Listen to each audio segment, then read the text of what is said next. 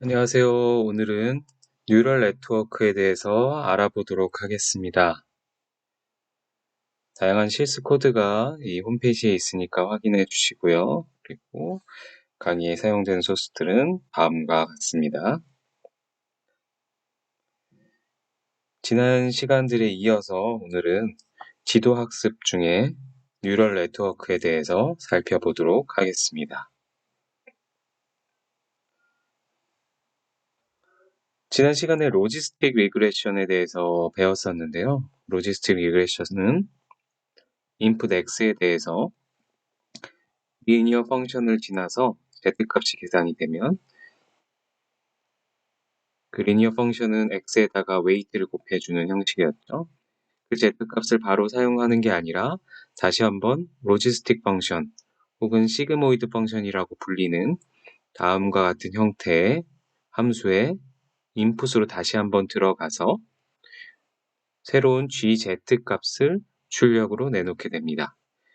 이때의 특징이 이 로지스틱 펑션을 지나면 무조건 아웃풋은 0과 1 사이의 값이 된다는 것인데요. 이러한 류의 펑션을 리니어 펑션 이후에 나오는 이런 비선형적인 함수를 액티베이션 펑션이라고 부릅니다. 그리고 사실 다양한 액티베이션 펑션들이 있고 그 중에 하나가 시그모이드 펑션입니다. 그렇게 되면 항상 gzet이 0에서 1 사이의 값이 나오기 때문에 디시전 바운더리를 정할 수 있습니다. 그래서 예를 들어 0.5보다 크면 무조건 1, 0.5보다 작거나 같으면 0이라는 바운더리를 주게 되면 우리가 디스크리트한 0과 1을 클래시피케이션 할 수 있는 로지스틱 리그레션을 학습을 할 수 있게 되는 겁니다. 사실 이런 로지스틱 리그레션이 우리가 갖고 있는 어떤 뉴런과 비슷한 형태에 있는데요. 그 중에 싱글 레이어 뉴럴 네트워크는 그 뉴런을 바탕으로 만든 결국에 하나의 로지스틱 리그레션 함수라고 생각을 하시면 됩니다. 그렇죠? 근데 그런 것들이 여러 개, 그 뉴런들이 여러 개 이렇게 모이고 그 층이 한 층이 아닌 여러 다층으로 이루어질 경우에 우리는 멀티레이어 뉴럴 네트워크라고 부릅니다. 그리고 혹은 fully connected 레이어라고 부르기도 하고요. 그래서 사실 딥러닝에서는 이런 원래 기본적인 뉴럴 네트워크에서 층이 히든 레이어가 2개 이상 되는 경우를 딥러닝이라고 부른다고 생각을 하시면 됩니다. 그럼 왜 이런 뉴럴 네트워크가 필요했나라고 살펴보면 다음 같은 XOR 문제를 푼다고 생각을 해봅시다. 그래서 인풋이 X1과 X2가 있는데 하나라도 1이면 1, 둘 다 같으면, 그러니까 둘 다 같으면 0, 0, 0, 1, 1이면 0, 그리고 하나라도 다르면 1이라고 된, 라벨링이 되어 있다고 생각을 해보시면 왼쪽 그림과 같이 될 겁니다. 그래서 그러면 이 파란색과 빨간색을 나눌 수 있는 방법이 뭐냐? 리니어 클래시파이어가 리니어 리그레션으로는 리니어 로지스틱으로는 어떻게 한 번에 나눌 수 있는 방법이 없죠. 어떻게 그어도 하나의 직선으로는. 근데 2개의 직선으로 나눌 수 있을 겁니다. 2개의 직선으로 나눌 수 있겠죠. 2개의 직선으로 나눌 수 있는데 그렇기 때문에 이런 투 레이어드 네트워크가 필요한 겁니다. 그래서 2개의 로지스틱 리그레션이 주어지고 그것이 또 합쳐져서 한 로지스틱 리그레션이 이루어지는 이런 형태를 뉴럴 네트워크라고 생각을 하시면 되고요. 그러면 이런 형태가 문제가 뭐냐면 그럼 어떻게 웨이트를 학습을 시킬까? 그러니까 이전에 이제 로지스틱 리그레션 그리고 리니어 리그레션 할 때는 그 그레디언트 디센트 방법을 통해서 웨이트를 업데이트를 시켰었죠. 근데 이런 멀티레이어일 경우에 그게 가능한가? 라는 생각을 해보실 수 있겠죠.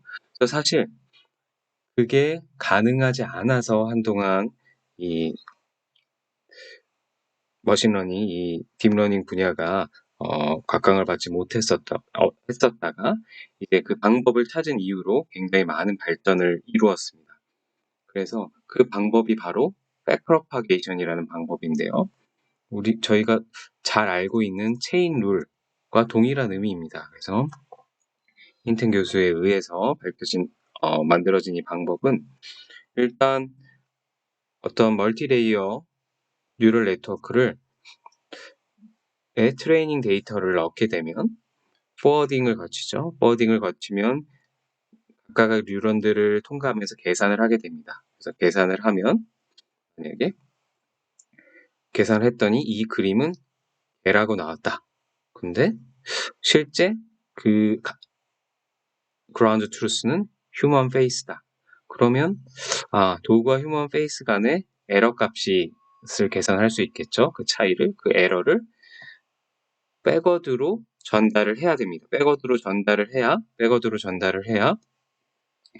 얘가 이 에러 값에 대해서 다시 한번 이 뉴런들의 웨이트 값들을 다시 조정을 해서 다시 한번 포워딩을 해서 이 에러 값이 최소가 될 때까지 계속 학습을 할 수가 있겠죠. 근데 이렇게 백워드 하는 방법이 바로 이제 백프로파게이션인데요. 이렇게 포워드와 백워드를 통해서 각각의 이제 웨이트들이 최적화가 되고 나면 이제 새로운 데이터를 넣어줬을 때 바로 포워딩을 걸치면 이 그림은 휴먼 페이스다 라고 예측을 할 수 있습니다. 그런 과정을 이제 인퍼런스라고 하고요. 새로운 데이터에 대해서 예측을 하는 것. 그래서 사실은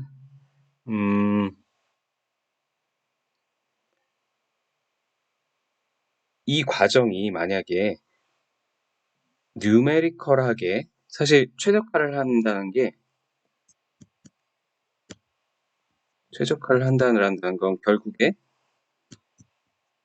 기울기를 구해야 되는 문제가 되는데요. 우리가 배운 그레디언트 디센트 방법을 그레디언트를 쓴다면 기울기를 구해야 되는데 이 기울기를 구하는 방법이 뉴메리컬하게 구할 거냐 아니면 애널리티컬하게 구할 거냐 이 두 가지 방법으로 나뉩니다. 뉴메리컬하게 구하는 것은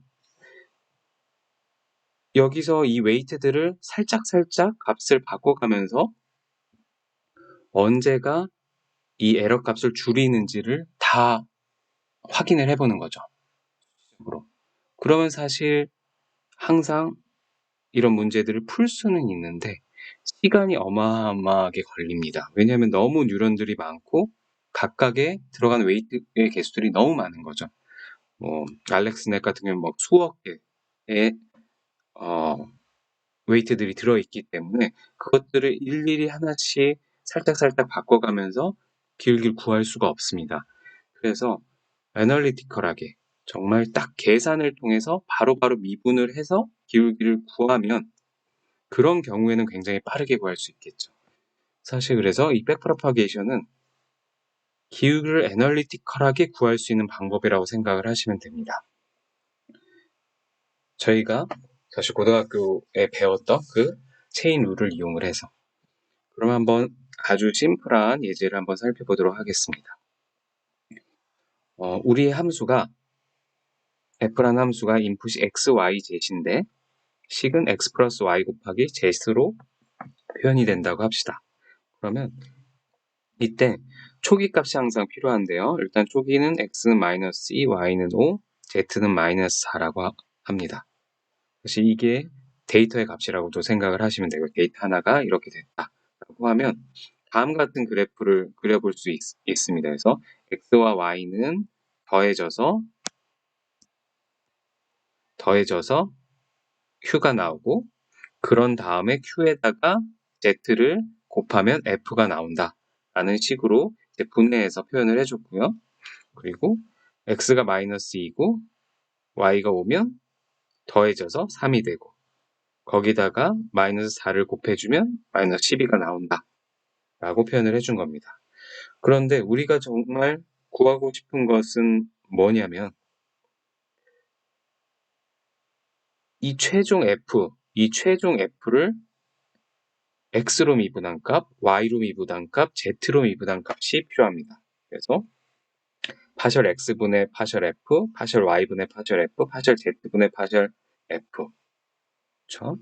이렇게 됐을 때 그러면 백프로파게이션을 어떻게 하느냐?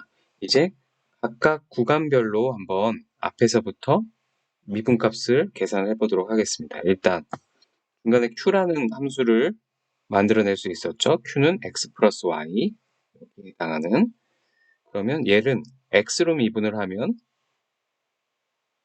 파셜 x분의 파셜 q는 그냥 1, 파셜 y분의 파셜 q도 그냥 1이네요. 이 식은 x로 미분, y로 미분한 식을 얻을 수 있고요. 그런 다음에 q를 얻고 나서 f를 얻는 방법이 q에다가 z를 곱한 식이었죠. 이 경우에 또 여기에 인풋으로 들어가는 변수들로 다 미분을 해주면 파셜 q분의 파셜 f는 z가 되고요. 파셜 z분의 파셜 f는 q가 되고요. 서로가 되죠. 곱해 있는 형태니까. 이렇게 구해놓은 다음에 이제 한번 거꾸로 백프로파게이션을 해보는 건데요.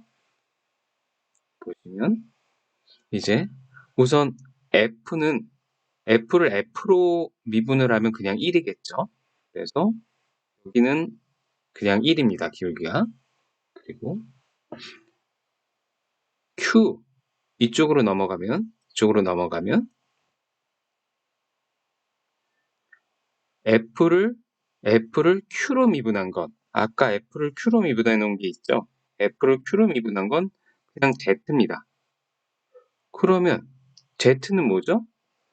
아까 Z의 값이 마이너스 4로 주어졌었기 때문에 여기에 값은 기울기는 마이너스 4가 되는 겁니다. 이게 Z 값이니까요. Z가 마이너스 4니까요. 그 다음 이쪽으로 갔을 때는 F를 Z로 미분한 값을 구해야 되는데 F를 Z로 미분한 값은 아까 구해놨죠. Q라고 했습니다. 그래서 Q고 그럼 Q는 얼마죠? Q가 여기서 3으로 주어졌었죠. 3이 Q고 그래서 결국에 여기 값은 기울기 값은 3이 됩니다. 그래서 밑에 있는 값들은 이 기울기 값이라고 미분된 값이라고 생각을 하시면 됩니다. 지금 파란색으로 쓴 건. 그러면 이제 우리는 F를 Z로 미분한 값은 알았는데 F를 X로 미분한 값과 Y로 미분한 값은 어떻게 하냐? 그러면 다음으로 이렇게 넘어가 보면 결국에 체인 룰을 이용해서 F를 Y로 미분한 값은 F를 Q로 미분한 거에다가 Q를 Y로 미분한 값을 곱해주면 됩니다. 그쵸? 그러면 여기가 이렇게 사라지고 결국에 F를 Y로 미분한 꼴이 되고요. 그랬을 때 뒤에 있는 부분을 로컬 그레디언트라고 하고 앞에 있는 부분을 업스트림 그레디언트라고 부릅니다. 그러면 또 F를 X로 미분한 값도 결국에 F를 Q로 미분한 값 곱하기 Q를 X로 미분한 값을 곱한 꼴로 되겠죠. 그렇게 되면 결국에 F를 X로 미분한 값은 F를 Q로 미분한 값과 Q를 X로 미분한 값 곱과 같다라고 했는데 아까 여기서 다 구해 놓은 겁니다. F를 Q로 미분한 값, F를 Q로 미분한 값은 Z였죠? 여기가 Z가 되는 거고 Q를 X로 미분한 값은 1이었죠. 여기가 1이 되는 거고 그러면 그냥 Z가 되는 거네요. 그럼 여기도 바로 Z값 마이너스 4인 값이 기울기가 되는 겁니다. 그쵸? 그리고 f를 y로 미분한 값도 결국에 f를 q로 미분한 값, f를 q로 미분한 값 z, 그리고 q를 y로 미분한 값 1을 곱하면 z가 또 동일하게 나오죠? 그럼 z가 뭐였나요? 마이너스 4니까 똑같이 여기도 마이너스 4. 이렇게 해서 체인룰을 이용을 하면 앞에서부터 차례차례 미분한 값들을 곱해져 오면 결국에 맨 끝에서 내가 원하는 값을 계산을 할 수가 있게 됩니다. 내가 원하는 값이라는 건 인풋 값이 변할 때 최종 아웃풋 값이 어떻게 변하는지 기울기를 구하기 원하는 건데 그 중간에 여러 층들이 있을 경우에는 앞에서부터 차근차근 업스트림 그레디언트를 구해오면 나중에 곱해서 결국에 최종적으로 내가 원하는 그레디언트를 구할 수가 있게 되는 겁니다. 이건 이제 쉬운 예제가 됐었던 거고요. 결국에 이 값들을 다 구한 거고, 조금 더 복잡한 형태를 한번 살펴보면 우리가 이제 많이 사용하는 액티베이션 펑션, 시그모이드 펑션의 형태를 한번 살펴봅시다. 얘를 또 그림으로 이렇게 나타내면 이런 식으로 나타낼 수가 있겠죠.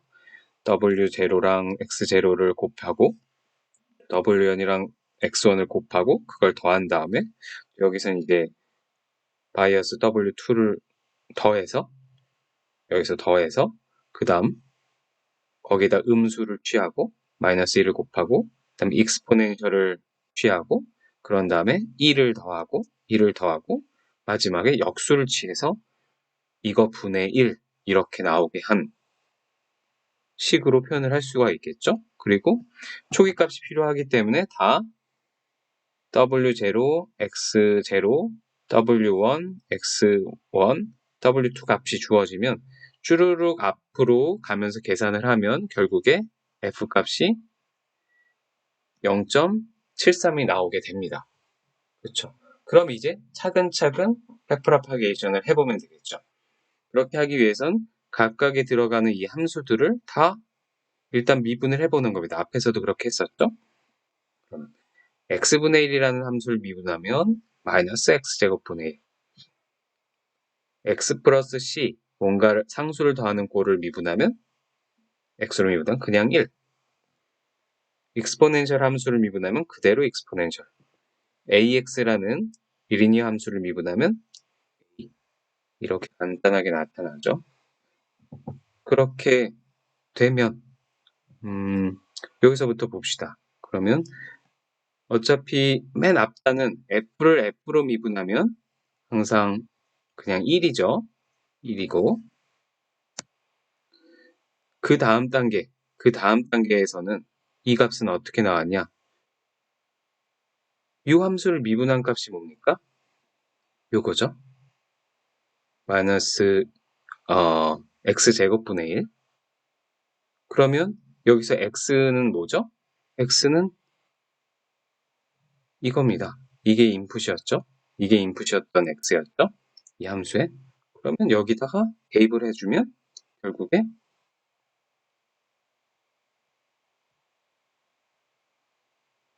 이게 마이너스 0.53이 되고요. 그 다음에 거기다가 1을 더해줄 경우 1을 더해줄 경우에는 그냥 상수값을 더해준 거니까 기울기가 그냥 1이죠. 그러니까 1을 그냥 곱해주기만 하면 됩니다. 지금 그러니까 앞에서부터 차례차례 계산되는 기울기를 곱해준다고 생각하시면 돼요. 1을 곱하면 그대로 마이너스 0.53이고요. 그 다음에 익스포넨셜은 어떻게 되죠? 2의 x승이죠. 2의 x승인데 2의 x승에서 x는 얼마죠? 마이너스 1입니다. 그러니까 2의 마이너스 1승에다가 곱하기 이게 지금 로컬 그레디언트고 앞에 왔던 그레디언트를 0.53을 곱해주면 됩니다. 곱해주시면 그러면 또 이 값이 나오고요. 그 다음에 마이너스 1을 곱해준 경우, 마이너스 1을 곱해준 경우에는 어떻게 되죠? a가 마이너스 1인 경우니까 그냥 마이너스 1입니다. 그렇죠? 그러면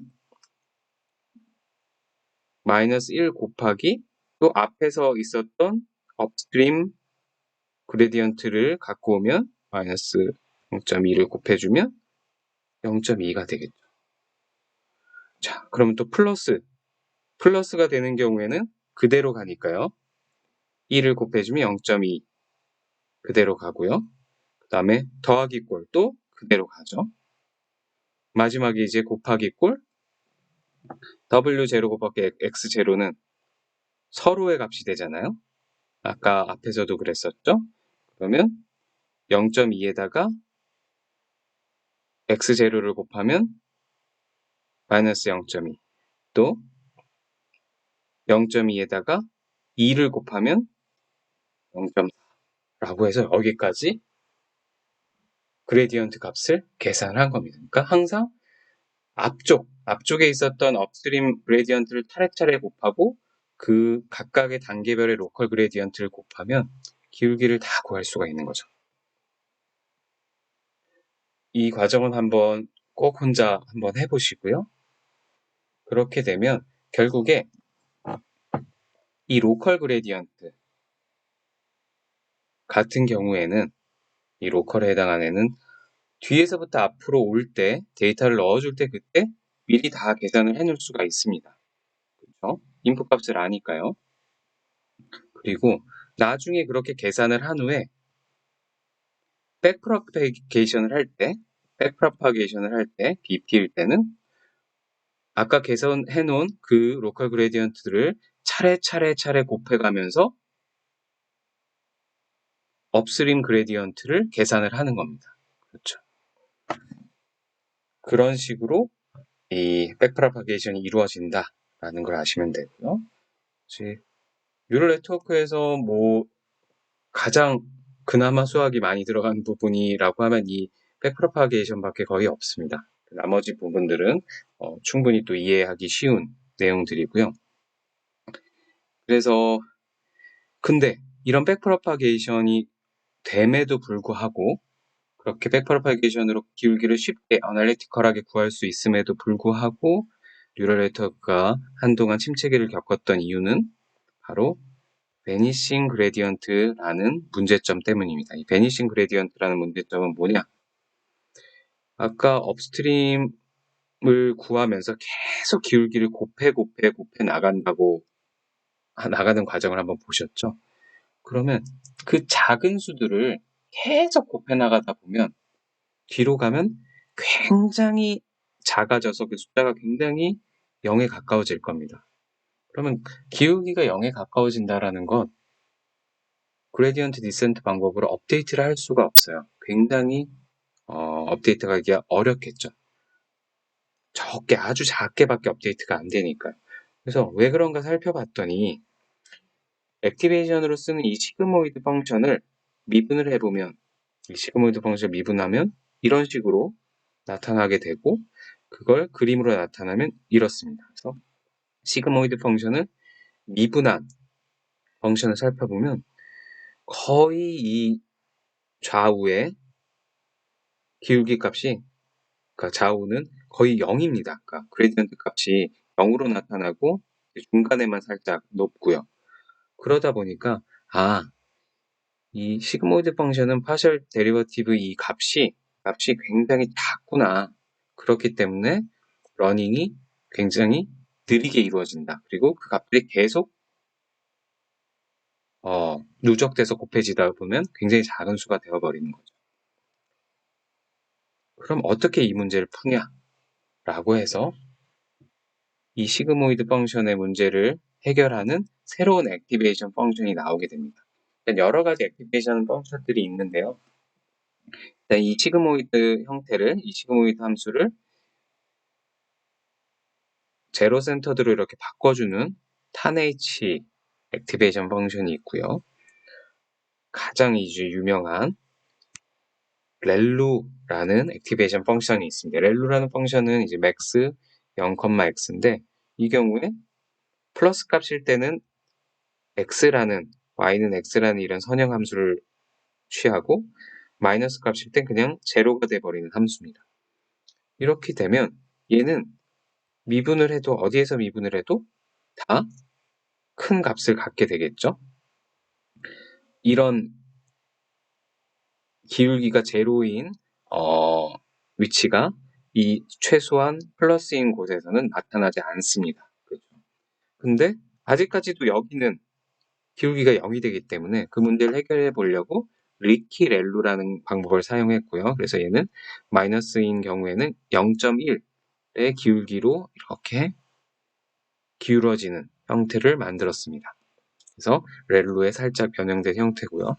x out 이런 두 가지 함수를 이용을 해서 맥스 값을 선택하는 경우도 있고 엘루 얘 같은 경우에 리키렐루 같은 경우에 이 부분이 꺾여 있죠. 사실 꺾여 있으면 그 부분은 미분이 불가능합니다. 그렇죠? 그래서 이 부분을 스무스하게 해준 겁니다. 라운드 형태로 그렇게 만들어주기에 x가 양수일 땐 x가 음수일 땐 이런 함수를 따라가게 만들어준 겁니다. 근데 여러분들은 대부분 렐루라는 함수를 사용하신다고 생각하시면 되고요. 액티베이션 함수를 특정한 경우에 어떤 특정 방법론의 경우에 다양한 방법론들이 선택적으로 사용이 되고 있습니다. 그래서 액티베이션 펑션이 시그모니에서 렐루로 되면서 그리고 그러니까 백프로파게이션이 가능해지고 그 다음에 액티베이션 펑션이 렐루로 바뀌면서 이런 딥 뉴럴 네트워크가 학습이 가능하게 되었구나 라는 걸 알게 배우시게 된 거고요. 이런 뉴럴 네트워크를 만드는 데 있어서 팁으로 아셔야 할 것들이 이런 종류들이 있습니다. 각각에 대해서 한번 설명을 드리도록 하겠습니다. 각각의 개념에 대해서. 일단 러닝 레이트이 있는데요. 러닝 레이트. 그레디언트 디센트 방법 할 때 원래 웨이트에다가 코스트 펑션을 미분한 값에 러닝 레이스를 곱해주고 마이너스를 달아서 업데이트를 시켰죠. 이 러닝 레이시 자체가 아주 어떤 적절한 값을 갚느냐에 따라 학습이 잘 이루어지기도 하고 잘 안 이루어지기도 합니다. 그래서 예를 들어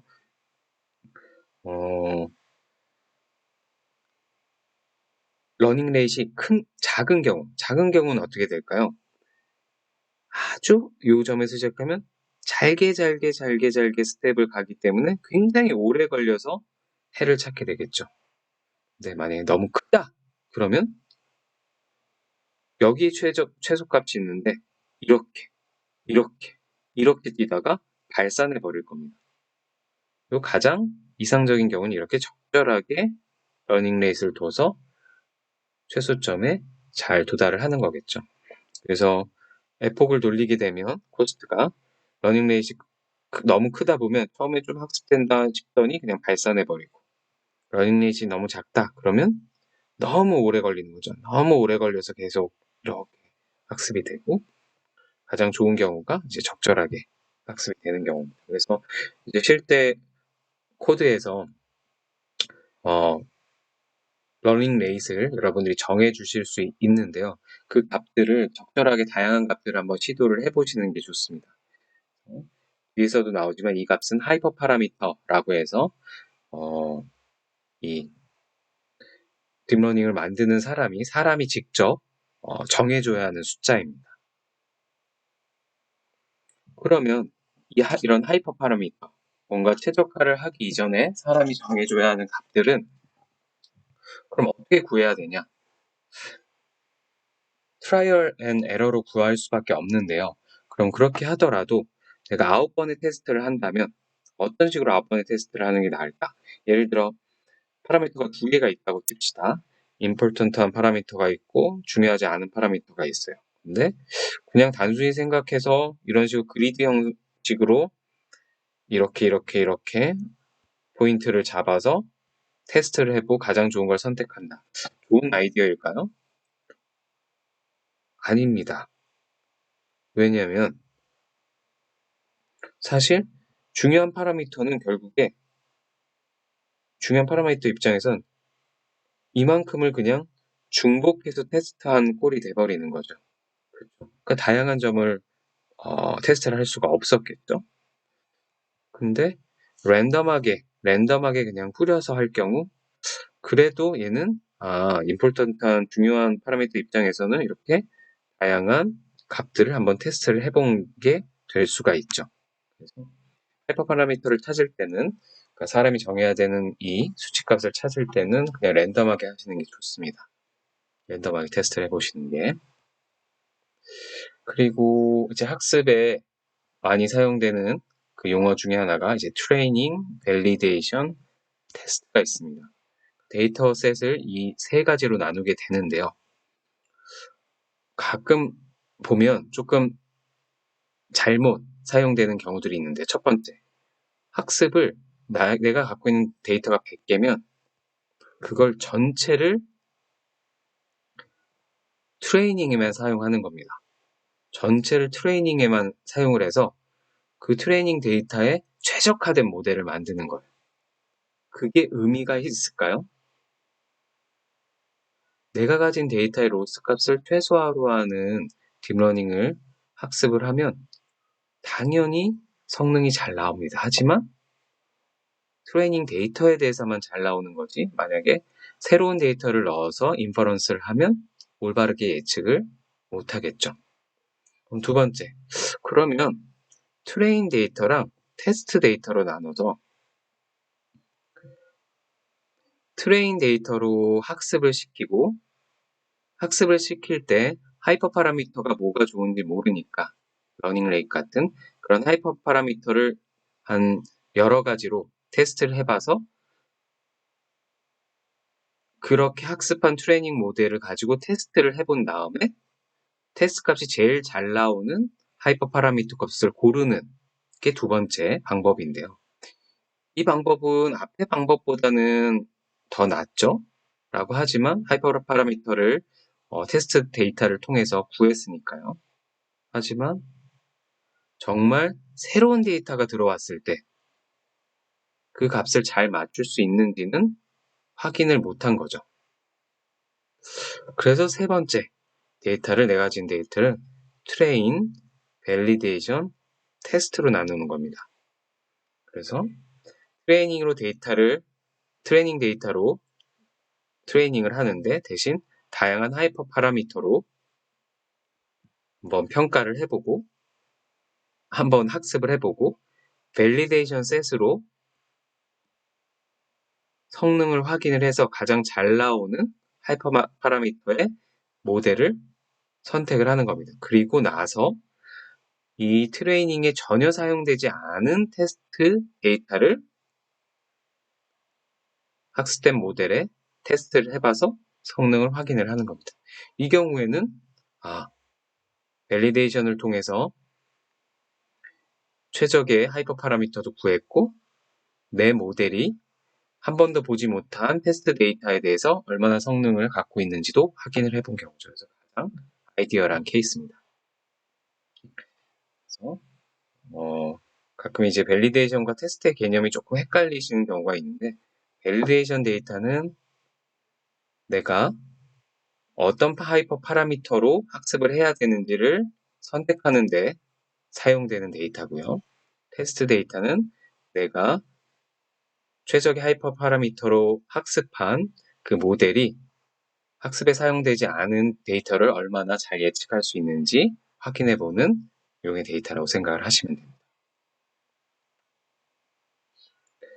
그리고 스토캐스틱 그레디언트 디센트라는 방법이 있는데요. 그러니까 실제 딥러닝을 할 때 우리가 로스 펑션은 다음과 같다라고 했었습니다. 앞에서 리그레션에서 이렇게 했었죠. 근데 이런 민스퀘어 에러 MSE를 보면 내가 예측한 값과 그리고 실제 그라운드 트루스의 이제 차이값을 로스로 정의를 하는데 모든 데이터 i가 1에서 n까지 모든 데이터에 그 차이값을 에러를 계산을 한 다음에 평균을 매겼습니다. 하지만 딥러닝의 경우 이 데이터의 수가 너무 많기 때문에 이것들을 다 일일이 계산해서 썸을 해서 그 다음 그레디언트 디센트 방법으로 업데이트를 하기에는 너무 비효율적입니다. 그렇죠? 그러면 어떻게 하면 좋을까? 그래서 한 가지 방법으로 미니 배치를 활용을 하는 겁니다. 그러니까 내가 전체 10,000개 데이터가 있다면 그 10,000개를 가지고 매번 이 로스 값을 계산을 해서 업데이트를 하는 게 아니라 그것들을 미니 배치로 나눠서 예를 들어 100개씩 나눠서 100개만을 가지고 로스 값을 구해서 100개의 평균 값을 구해서 그걸 가지고 업데이트를 하고 그 다음 나머지 100개를 가지고 또 계산을 해서 그레디언트를 구하고 업데이트를 하고 이런 방식을 취하는 겁니다. 그래서 뭐 예를 들어 그래서 미니 배치 사이즈를 뭐 32개, 64개, 128개 뭐 이런 식으로 메모리 사이즈에 맞게 하는 건데요. 이런 방법을 이제 스토캐스틱 그레디언트 디센트 알고리즘이라고 합니다. 전체 데이터를 가지고 한번 업데이트하는 게 아니라 데이터를 미니 배치로 나눠서 각각의 미니 배치를 돌아가면서 계산해서 바로바로 업데이트를 하는 형식이라고 생각하시면 됩니다. 그 다음 이니셜라이제이션. 최적화에서 가장 중요한 값 중에 하나가 이니셜 값입니다. 왜냐면 함수가 또 만약에 이렇게 복잡하게 돼 있다면 어디서 출발하느냐에 따라 이런 로컬한 옵티멀에 빠지는 수도 있지만 좋은 이니셜 값을 가지면 정말 글로벌 옵티멈에 바로 달할 수 있겠죠. 그래서 사실 이니셜 값이 굉장히 중요합니다. 최적화에서. 특히 그레디언트 베이스드로 된 방법에선. 그래서 이 나의 이니셜 웨이트 값이 정말 좋은 값인지 그래서 너무 큰 값인지 혹은 너무 작은 값인지 사실 알 수가 없잖아요. 그래서 랜덤하게 사용하는 경우는 하면 이런 최적해를 찾기 어려울 수가 있습니다. 그런데 앞서 이제 연구자들이 이런 다양한 이니셜라이제이션 방법을 고안을 해냈습니다. 그래서 예 그리고 해 이니셜라이제이션 식들이 있는데 굉장히 단순합니다. 그래서 단순히 그 뉴런의 인풋에 해당하는 개수랑 아웃풋에 해당하는 개수들의 그 관계식으로 W 값을 이니셜라이제이션을 한 겁니다. 다음과 같은 식으로. 이게 이제 자비애고 이제 해는 또 그 식에 상수값을 나눠주는 것 정도로 했더니 잘 되더라 라는 게 제 결과값이고요. 그래서 실제로 여러분들이 코딩을 하실 때는 선택을 할 수 있게 돼 있습니다. 그래서 이니셜을 어떤 이니셜 함수들을 사용을 할지 그래서 이것도 다양하게 테스트를 해보시고 여러분들의 데이터에 가장 맞는 이니셜라이저를 찾아보셔야 합니다. 그리고 이제 데이터 전처리가 있는데요. 데이터 전처리가 그냥 일반 오리지널 데이터가 이런 분포가 되어 있다면 이 데이터를 항상 제로 센터드로 만들어주고 센터가 중앙에 오게 하고 또 크기를 디멘션별로 다양한 크기를 이렇게 노멀라이제이션 해주면 동일한 크기로 노멀라이제이션을 해주면 좀 더 학습이 잘 이루어집니다. 최적화 관점에서. 그래서 이렇게 하는 방법 중에 이제 크게 두 가지가 있는데요. 스탠다디제이션과 노멀라이제이션 방법이 있습니다. 스탠다디제이션은 그 X 데이터들에서 민을 빼고 거기다가 표준 편차를 나눠준 값으로 다 바꾸어서 그 값을 학습시키는 거고요. 노멀라이제이션은 0에서 1 사이로 모든 데이터들을 압축을 시키는 거죠. 그래서 x에서 최소값을 빼고 max에서 최소값을 뺀 값으로 나누면 이 새로운 x는 항상 0에서 1 사이가 되겠죠. 그렇게 해서 딥러닝의 인풋으로 사용을 하면 훨씬 학습이 잘 된다라는 것을 아실 수 있습니다. 그 다음 또 오버피팅이라는 개념이 있는데요. 학습을 하다 보면 원래 에폭을 지나면 지날수록 애큐러시가 높아져야 되는데, 그러니까 예측 확률이, 내가 사용했던 테스트나 밸리데이션 데이터는 괜찮아지는데 그 새로운 데이터, 테스트 데이터는 어느 순간 갑자기 성능이 떨어진다. 이러면 오버피팅이 발생하고 있구나 라는 걸 알 수 있습니다. 그래서 오버피팅이라는 건 예를 들어 데이터가 이렇게 돼 있는데 내가 직선을 이런 식으로 예측을 했다면 얘는 언더핏입니다. 그러니까 너무 덜 맞춘 거죠. 정말 제대로 맞추려면 이 정도, 이렇게 되면 굉장히 좋은 상태고요. 반대로 정말 세밀하게 이렇게 맞췄으면 잘 안 갈 거야. 이게 바로 오버핏입니다. 오버해서 핏을 한 거예요. 왜냐면 이렇게 되는 경우에 내 트레인 데이터에 대해서는 정확한 성능을 낼 수 있지만 테스트 데이터, 새로운 데이터들이 들어왔을 때는 정확하게 맞출 수가 없는 겁니다. 그래서 이런 적절한 수준의 트레이닝, 피팅이 될 수 있도록 하는 방법 중에 하나가 레귤러라이제이션입니다. 레귤러라이제이션 어떻게 하는 거냐? 우리의 그 러닝에 로스 펑션이 다음과 같았었죠. 이런 식으로. 근데 거기에다가 레귤러라이제이션 텀을 하나 붙입니다. 이건 뭐냐? 그래서 이 RW라고 되어 있는 레귤러라이제이션 함수에다가 상수값을 곱해주는데요. 이거를 람다를 regularization strength라고 합니다. 이것도 일종의 하이퍼 파라미터로 여러분들이 선택을 해주셔야 됩니다. 그래서 얘가 하는 역할은 모델이 너무 오버피팅이 되지 않게 하는 건데, 이 함수가 예제를 보시면 그냥 단순히 L2 regularization, L1 regularization, 그러니까 내가 이제 학습하려고 하는 웨이트들의 제곱들의 합, 혹은 그냥 절대값의 합. 한마디로 이 W들의 제곱합 혹은 W의 절대값 합을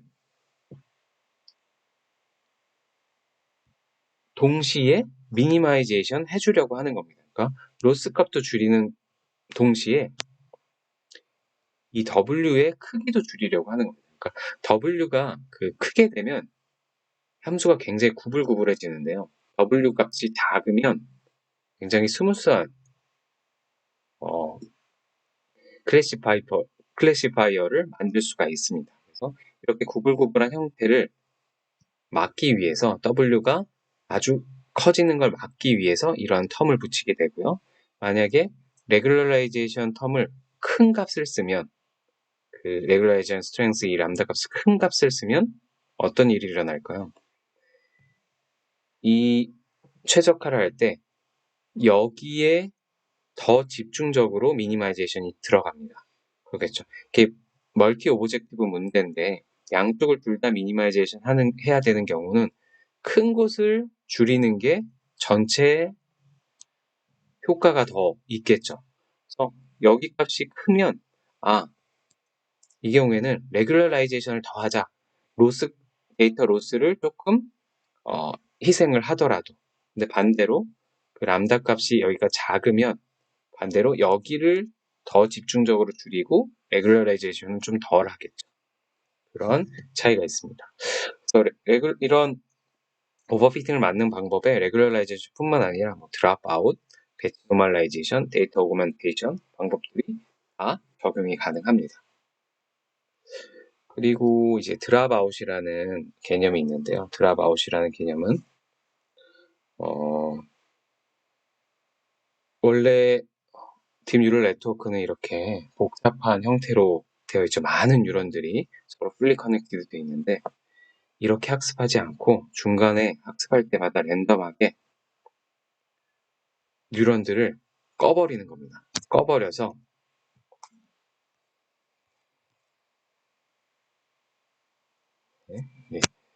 너무 오래 했더니 뉴런들을 꺼버리는 겁니다.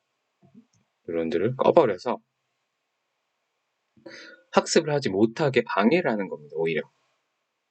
방해를 하면 어떤 일이 일어날까요? 그러니까 얘네들이 한 특정 뉴런에 의지하지 않고 학습을 하기 시작합니다. 그렇게 되면 좀 더 제너럴하게 학습을 하게 되겠죠. 그래서 오버피팅을 방지할 수가 있습니다. 그래서 이것도 이제 코드에서는 몇 퍼센트를 내가 드랍아웃을 하겠다라고 하면 자동으로 랜덤하게 몇 퍼센트의 뉴런들을 학습할 때마다 꺼줍니다. 그리고 나중에 그것을 테스트로 사용을 할 때는 이 뉴런들을 다시 다 살려서 사용을 하고요. 또 이제 데이터 오그멘테이션이라는 방법이 있는데요. 보통 이제 내 데이터가 수가 너무 적다라고 하면 그 데이터를 증대하는 방법이 필요합니다. 그래서 원래 내가 가진 데이터는 요거 하나였다. 고양이 사진 하나였다면 크롭을 하거나 시메트리를 하거나 반대로 로테이션을 하거나 노이즈를 주거나 스케일을 달리하거나 뭔가 방해 여기를 가리던가 블러하게 하던가 큐를 바꾸던가 그러니까 이런 식으로 해도 고양이는 고양이잖아요. 이러므로 해서 새로운 데이터를 만들어내서 학습을 하는 방법이 데이터 오그멘테이션입니다. 왜냐면 데이터가 적으면 적을수록 오버피팅이 일어나거든요. 그래서 이런 방법을 프랙티컬하게 굉장히 많이 사용을 하고 있습니다.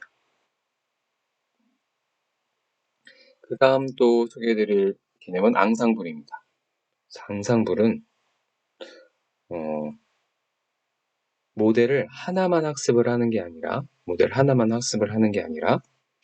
여러 개의 모델을 학습을 해서 여러 개의 뉴럴 네트워크를 학습을 해서 왜냐면 각각이 초기 값에 따라 다르게 학습이 될 수도 있고 그 배치 사이즈 배치에 따라 또 다르게 학습을 할 수 있기 때문에 각각이 또 다른 하이퍼 파라미터 값들을 가질 수 있겠죠.